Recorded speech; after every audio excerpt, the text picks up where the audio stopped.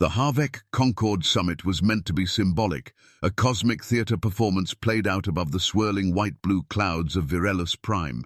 The orbital platform hosting it was a marvel of engineering, all glass corridors and crystal-paneled galleries, suspended by graviton locks and adorned with the crests of over 40 civilizations. The Van Dominion spared no effort in aesthetics. Every flag fluttered artificially in temperature-controlled air. Every step was timed. Every delegate was rehearsed like an actor arriving for their curtain call. And that's exactly what it was. A performance. The Van seated themselves first, towering insectoid bipeds with skin like burnished slate and a posture honed to intimidate.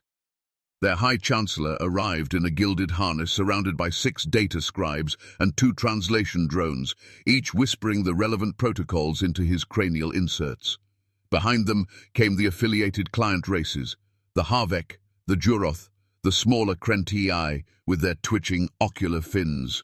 All of them had found stability beneath Dominion rule. That's how it was framed: order through conquest, civilization through absorption. When Earth's delegation finally entered the summit chamber, the mood shifted, but not in any respectful way. There were no fanfares, no welcome transmission. The humans walked in quietly, 5 of them, dressed in plain diplomatic robes that blended into the chamber's marble tones. There were no military escorts, no ornate badges or naval symbols. They weren't given a place on the central stage, just a curved bench at the far end of the gallery, recessed into shadow. A deliberate architectural insult.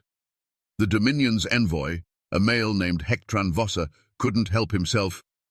"It is customary," he said, his voice laced with amusement, "to seat former combatants in observation sections. We hope Earth finds this arrangement familiar." Laughter followed. Not loud, but coordinated. The sort of laughter that's half applause, half punishment. Earth didn't respond. No protest, no visible flinch. One of the humans, a man of average height, grey-templed and dressed like a minor logistics officer, tilted his head slightly at the remark, but said nothing. No badge, no title. He didn't even wear a name display like the others.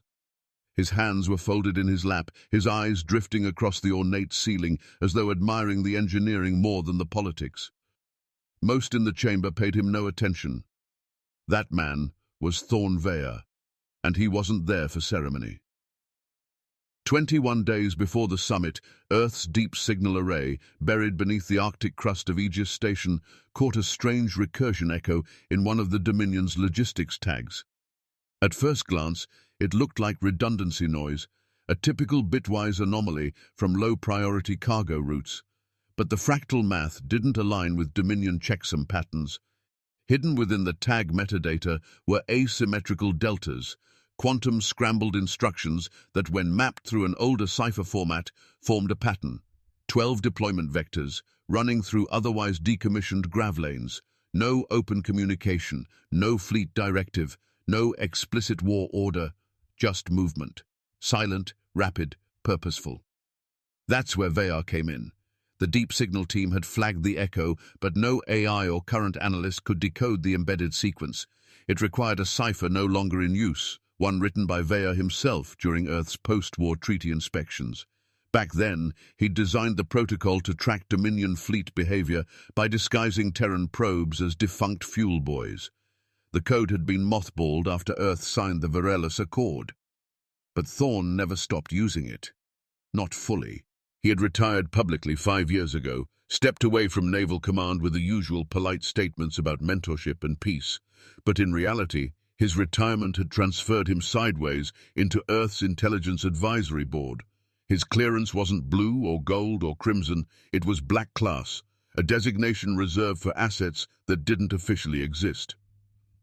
When the signal anomaly reached him, he didn't bring it to Earth's Central Command. He didn't alert the Summit Planning Committee.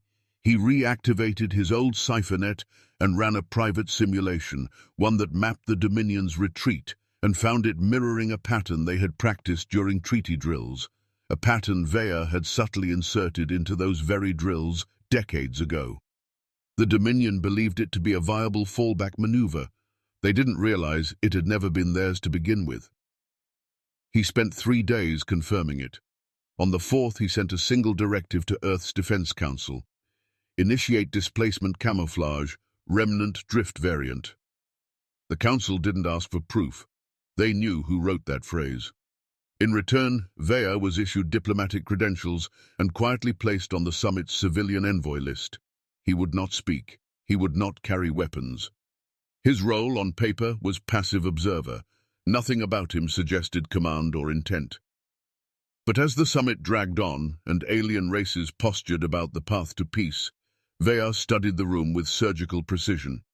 He noted how the Dominion envoys checked their data pads with increasing frequency.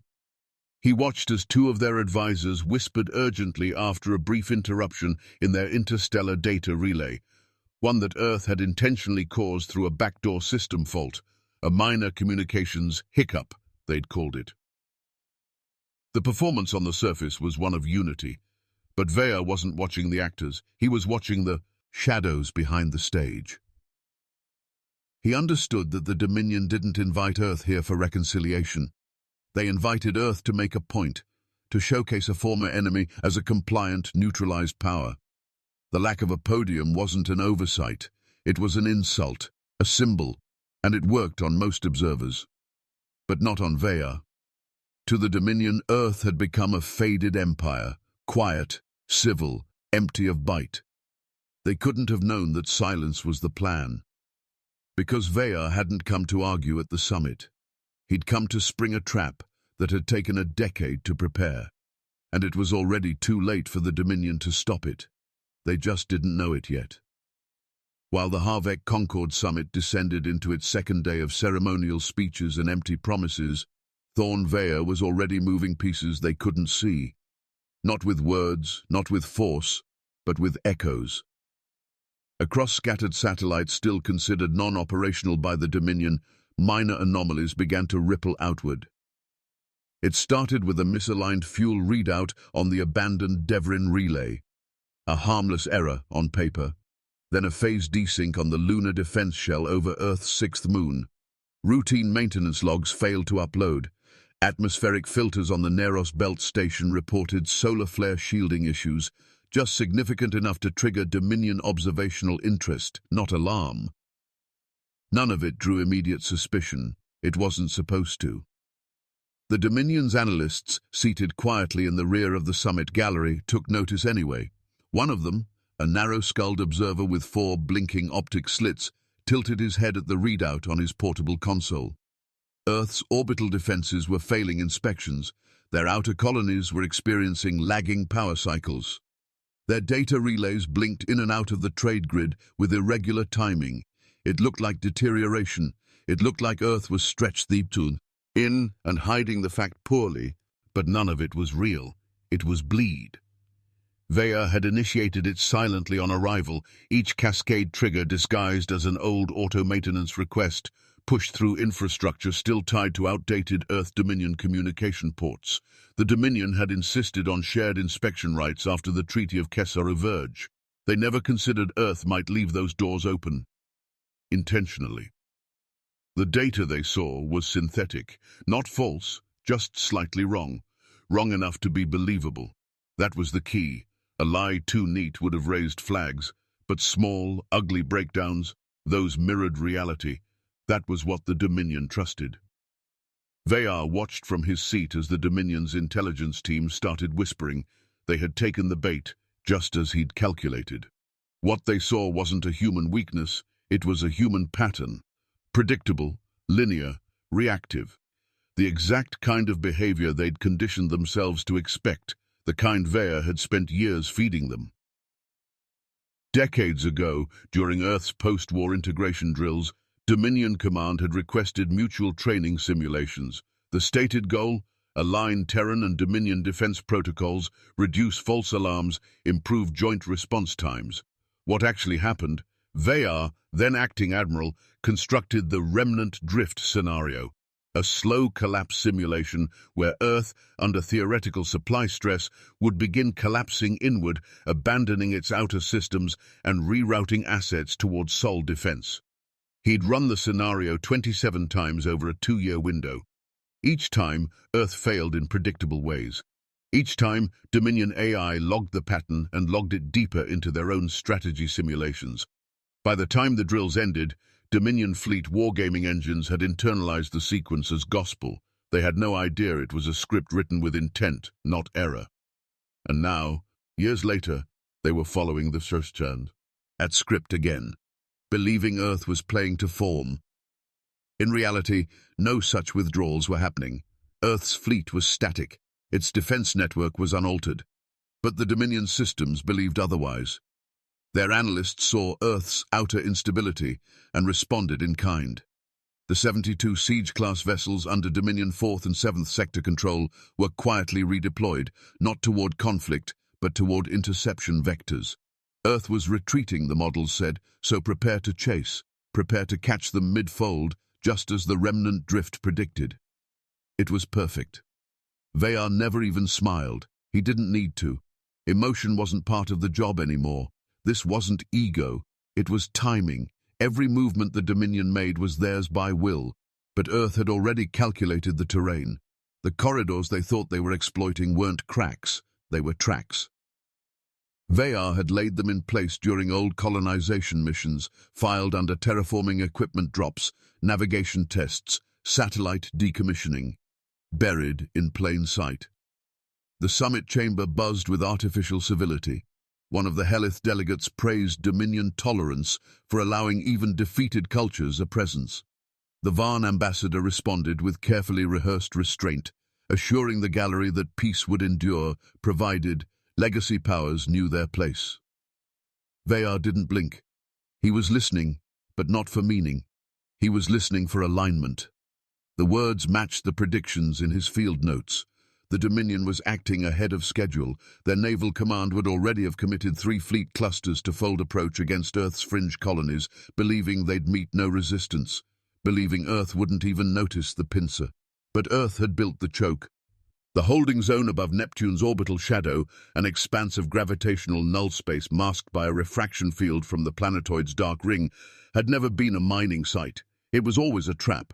The fold space siphons, disguised as derelict cargo beacons, were one use only. Vayar had overseen their placement personally under the guise of pre-war orbital stabilization, and now the Dominion's fleets were aimed right at them. There would be no battle, no firefight. That was the brilliance. The fleet wouldn't know they'd been captured until they were already inside. Back on the summit floor, Dominion Intelligence Command received a silent status ping. Their vessels had completed burn realignment. Jump synchronizers were locked. They were mid-acceleration. Perfect. Vayar leaned back slightly in his seat, hands still folded. No datapad, no lens implants. He didn't need direct confirmation. He knew how the system reacted, knew when the trigger phase hit. It was like watching a predator walk willingly into a cage it had built for someone else.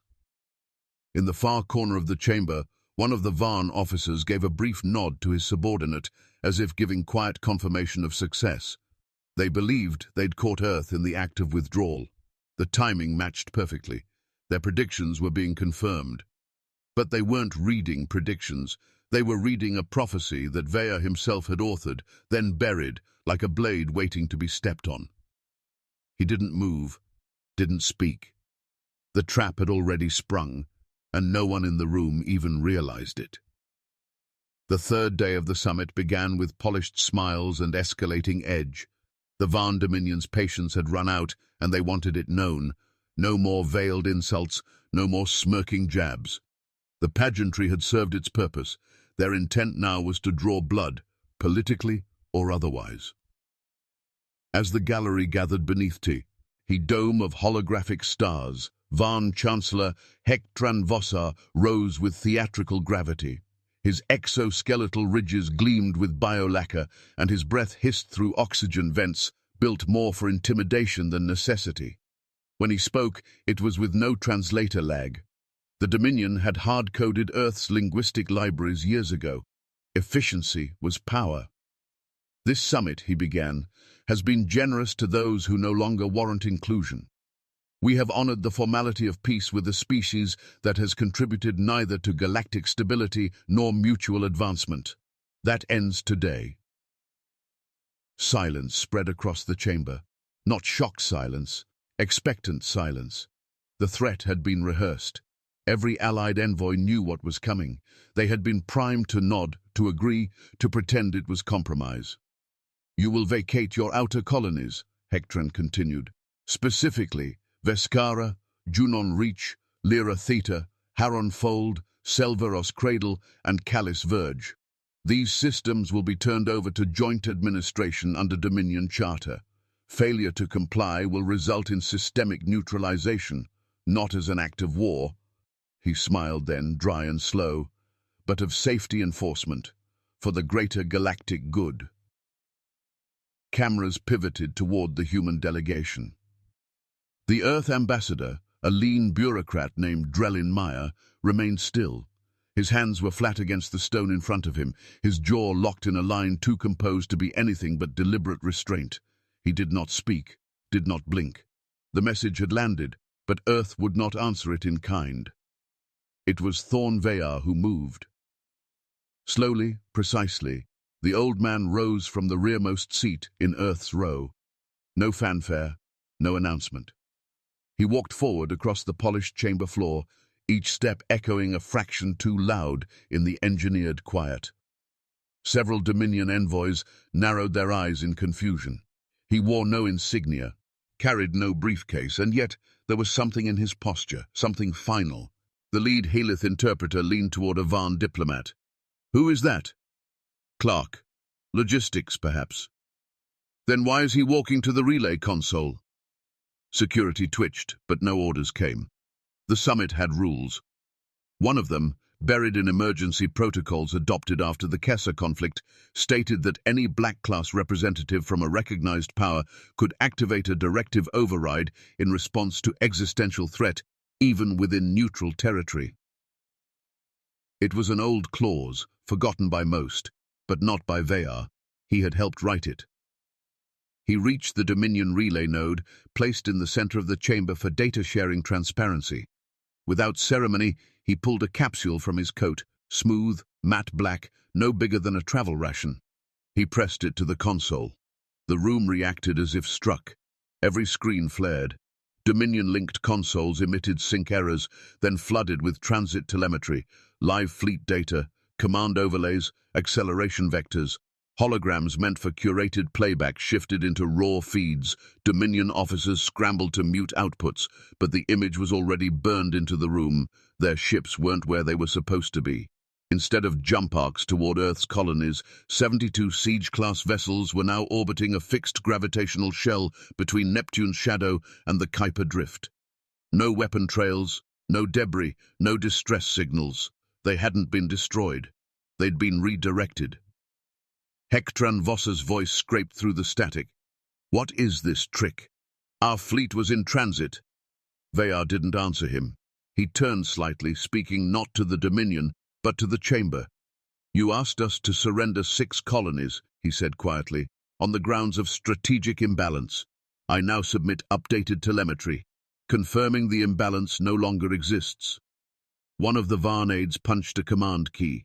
His screen refused input. Dominion Conti. Roll layers blinked red. Command authority invalidated. Siphon loop active. Remote override locked. Panic swept in under the skin of discipline. Whispers turned to calls. Envoys shouted at their aides. Data scribes tried to explain that gravitational siphons didn't just happen, that redirecting a fleet mid-fold without disruption or detection was impossible, that none of this made any sense. But it did, to Veyar. Years ago, during the early waves of colonization, Earth had laid infrastructure in remote systems under the guise of exploration. Fold space beacons, graviton relays. Every other species assumed they were primitive attempts at long-range navigation. In truth, they were fallback cages, single-use siphons that could override jump coordinates under precise harmonic alignment. They weren't weapons, they were traps disguised as architecture. And now they'd been sprung. The Varn Chancellor's voice broke through again, but this time with strain. You cannot hold them. Our command codes are obsolete," Veyar said without turning. Your system updates incorporated Earth's encryption during the treaty window 5 years ago. That was your request, remember? Cross-signal standardization. The realization rippled like a shockwave. They'd asked Earth to help them secure the network, and Earth had done exactly that, rewriting key layers with benign transparency. The Dominion's overconfidence had given Veyar the keys to the very fleet they now believed he was bluffing about. A Krenti delegate leaned forward, voice trembling. Where did they go? Veyar looked at him for the first time. Nowhere, he replied. They're in orbit. They're just not orbiting you anymore. The gallery teetered on the edge of breakdown. Yet Earth's delegation remained silent. Not defiant, just still. As though everything unfolding had already been accepted. And it had. This wasn't a threat. Wow, this wasn't negotiation, this was closure. The Dominion had launched a campaign before the war even began, and Earth had ended it, without ever firing a shot. The moment the siphoned data flooded the chamber, the Dominion's delegation moved in unison. No longer poised, no longer composed. Their consoles flared to life in a flurry of overlapping commands, reset chains, manual relay overrides, fleet ping loops. The air filled with the shrill hiss of denied access, the digital tone of power slipping through hands that thought they gripped everything. Across the gallery, alien representatives shifted in their seats. The Krenti broke protocol and whispered openly.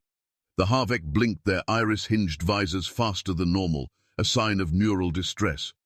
A few envoys tapped into private feeds, their assistants already issuing discreet departure protocols. Something had broken, not just a fleet, not just a relay, but trust. Override routing failsafe, barked one of the Dominion lieutenants, his exosuit whirring as he punched in a command to re-seize jump alignment. Nothing. The interface locked him out. It's not accepting priority encryption. The codes are being rejected as non-native.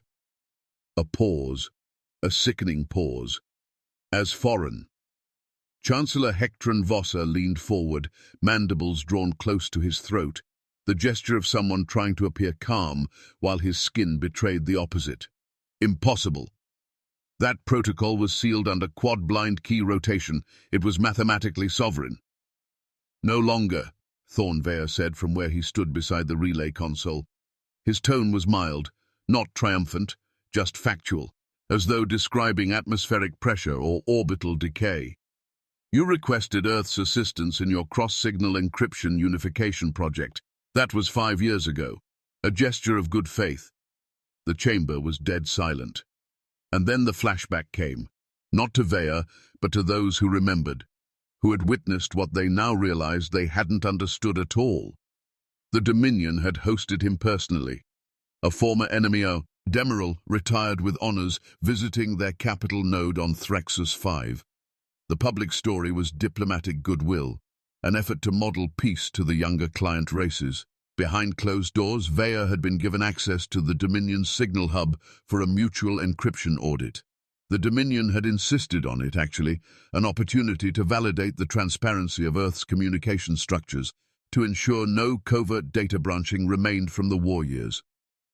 He had walked their halls, eaten at their tables, toured their signal cortex, and engaged in hours-long discussions about neural lag, relay translation conflicts, and the imperfections of human code formatting. They laughed at how clumsy Earth's syntactical layer was compared to Varn linguistic precision. Veyar had agreed with them. He'd let them believe every glitch in Earth's system was real, that every bug was benign. He showed them libraries, false ones, grafted from layered misdirection. Let them patch errors that were, in truth, anchors. Let them replace portions of their own system with what they thought were Dominion-designed refactors, only to hide Earth's cipher, buried deep, renamed, mirrored, anonymized. He never planted a back door. That would have been crude. He didn't need one. He gave them a gift. A mirror. A perfectly structured reflection of their own systems, slightly improved, with subtle dependencies introduced. Dependencies they believed they had written. It had taken him a year to write the overlay by hand. At the time, the Dominion had praised him, called him a gentleman, a human who understood peace. They hadn't realized he wasn't there to assess security. He was there to rewrite perception. Now, 5 years later, every override key they tried was routed through Earth's reflection engine. Every fleet ping filtered back through the mirror. Their systems thought they were responding to internal command, until the architecture collapsed into its fail state. Denied, rejected, silenced. He altered our sovereign keys, the Helith envoy murmured, a shiver in his vocal membrane. No, said Vayar, his hands still at his sides. You did. I just handed you the pen. A handful of delegates stood quietly but firmly. The Juroth envoy, a tall biped with crystalline exoskin, gave a subtle hand signal to his aides. They began closing their data nodes, securing their diplomatic packs. Others followed. No panic, just precision. The kind of exits practiced for when a summit turns into a battlefield without weapons. Because this was no longer diplomacy. This was containment. In the far left of the chamber, Dominion security attempted to patch external fleet relays using archival protocols. The system spat back identical errors. Core auth mismatch. Fleet ID unmapped. Command token unrecognized. The final insult came as a time-stamped flash from the siphoned vessels themselves. Command verification looped. Source authority confirmed as Earth Colonial Navigation Network, Reverend 2201. They weren't just rerouted, they'd been claimed. The Dominion had lost control, not because Earth had taken it, but because they had given it away piece by piece over years of diplomatic pride and procedural arrogance. And Vayar? He hadn't moved, he hadn't shouted, he hadn't delivered a single threat. He just let them follow their own confidence straight into a cage he'd laid long before this summit ever began. Not with fire, not with fleets, but with trust, twisted quietly into a lever, and pulled only when the room was watching.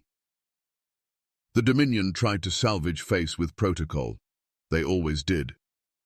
In the moments after their command keys failed, after the relay burned red with rejection and override error loops, their aides reached for manuals, fallback clauses, neutral mediators, any gesture to suggest the collapse wasn't real. But the silence from their fleets was undeniable. They'd been caged in cold orbit, and not a single ship could respond, not because they were jammed, because they'd never been in command to begin with. Hektran Voss's voice came hard and hoarse now, stripped of ceremony. This deception, this subversion of the summit violates every clause of the Concord Accords. Earth stands guilty of undermining peace. Still, Earth's delegation said nothing. The Helith envoy rose next. Thin and wiry, his face drawn back in taut disbelief, he pointed a long finger toward Vayar. You've engineered a coup under the flag of diplomacy. This entire summit was a lure. Is that your justice? Vayar didn't raise his voice. He didn't speak at all. Instead, he reached toward the console embedded beside him. One button, one flick of a finger. The chamber lights dimmed, and the first feed began to play. It was raw footage, no enhancements, no overlays, just a security recording. High-angle lens from a ceiling-mounted unit, Dominion standard timestamp glowing at the lower corner. A conference room, familiar faces. Dominion officers seated in a closed-door session weeks before the summit. Their words weren't dramatized, they didn't need to be. With Earth seated as a non-voting party, we can issue the reclamation directive by day 3, said one. They'll anticipate humiliation, not expulsion. Colonial seizures must occur within 6 days of the summit's end, said another, tapping the table. If we delay, their internal networks may recalibrate, strike before they consolidate. Someone laughed off camera. They won't even have time to draft a protest. The clip ended. Silence. Then the second feed began, satellite intercept footage, this time from a Dominion courier ship's backup relay. 2 admirals discussing fleet movement in correlation with Earth's known trade lag windows. The conversation was cold, calculated, and deeply matter-of-fact. We route Siege Group 9 through the Helix Belt. Appear as recon. Keep spin tight. Infrastructure validation. On jump command, all forward fleets pivot at once. Remove the colony lines in a single wave. The laughter this time was quieter, like men talking about sweeping insects off a porch. The feed stopped. And still, Veyar said nothing. He didn't have to. The room was unraveling. The Helith envoy stepped back from his podium, mouth open, hands stiff at his sides. These are forgeries. They must be. Veyar pressed another key. A verification seal appeared across the projection in 6 languages, from 6 relay networks. The footage wasn't hacked, wasn't stolen. It was given, voluntarily transmitted into Earth's network under the long-standing trust-based relay handshake signed by Dominion engineers a decade earlier. Standard trade telemetry packet validation had carried the embedded copies. Earth hadn't broken into anything. They had simply received what the Dominion never thought to lock. Somewhere near the center of the room, the Krenti envoy slumped into his seat, hands to his narrow skull, whispering something into a personal translator. Beside him, a Harvek diplomat closed her optics and folded her hands. None of them looked at the Dominion anymore. Hektran Vossa stood paralyzed. His mandibles were rigid now, not in fury, but disbelief. His authority no longer reached past the edge of his seat. His fleet didn't answer. His secrets had been aired, authenticated, dated, mirrored back to him by a power he once believed broken. Finally, the Earth ambassador stepped forward, not Veyar, not the military mind, but the civilian front. Drellin Meyer's voice was calm. This wasn't a negotiation, he said, eyes sweeping the gallery. It was confirmation. No declaration of war followed. No banners were raised. Earth didn't demand apology or territory. They made no claims. Because they didn't need to. The message was complete. The first envoys began closing their diplomatic nodes. The Krenti, the Al-Sivari, even the Juroth, who had once built half their fleet architecture off Dominion templates, now looked at their consoles with silent dread. The Helith withdrew a full data branch from the Concord archive in real time. Their severance from the Dominion's central net triggered a flicker of network collapse warnings across the chamber's back wall. One by one, Dominion's client alliances began to unthread, not from force, from disbelief. Because it wasn't just the fleet, or the encryption, or the footage. It was the realization that the Dominion had never been in control. Not really. Earth hadn't tricked them with superior firepower. They had simply outweighted, outthought, and outwatched them, until the moment came to turn the mirror around, and all the Dominion saw was itself. Veyar remained still. This wasn't vengeance. It wasn't wrath. It was inevitability, pulled slow, quiet, and perfect from a decade of watching the enemy hand themselves the rope. And Earth? They never even had to close the noose. The Dominion had already done that. By the summit's end, the Dominion delegation had thinned like a body bleeding out quietly into its robes. Gone were the sharp postures and ceremonial cadence. What remained was scattered eye contact, unfinished phrases, and the sour aftertaste of watching one's empire realize it had mistaken structure for strength. They tried to hold it together, of course.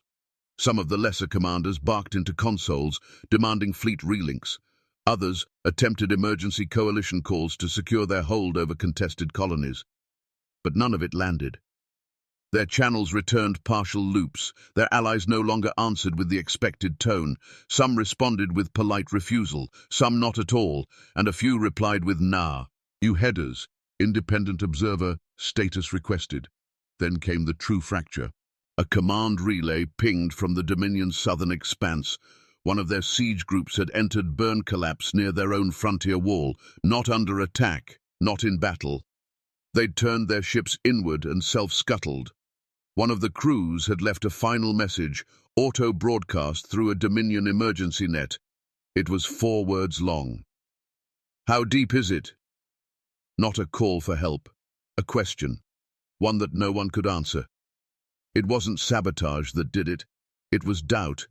The belief, no, the fear, that the trap hadn't ended. That every beacon might be a trigger.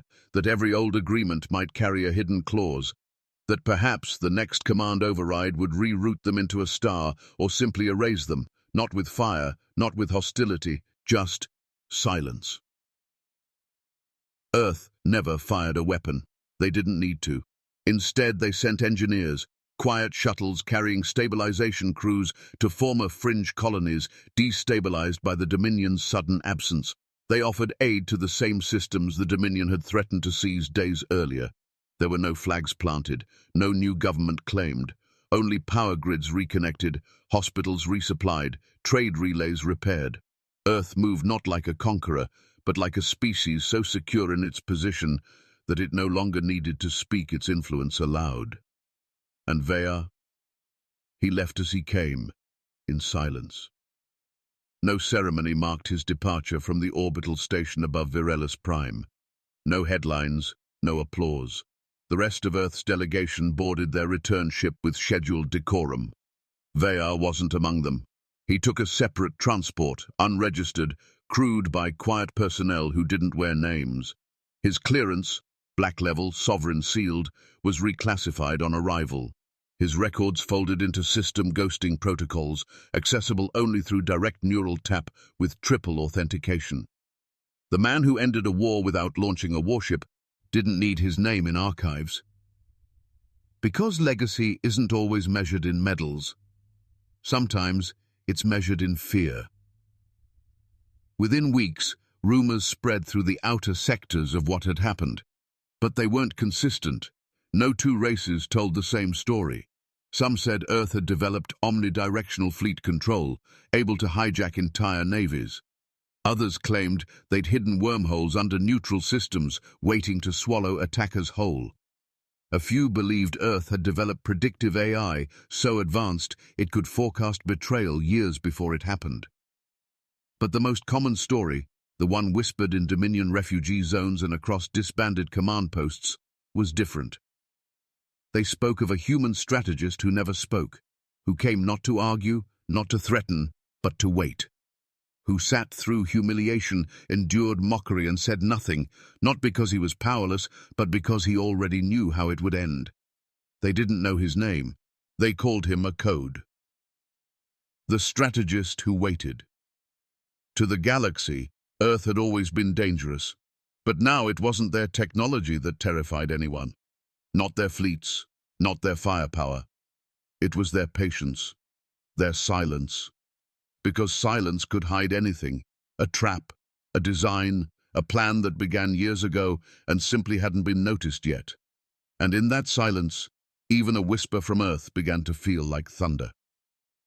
The Concord Summit was never held again. The Van Dominion did not collapse immediately, but the slow unspooling of its influence was irreversible. It wasn't a fall, it was a forgetting.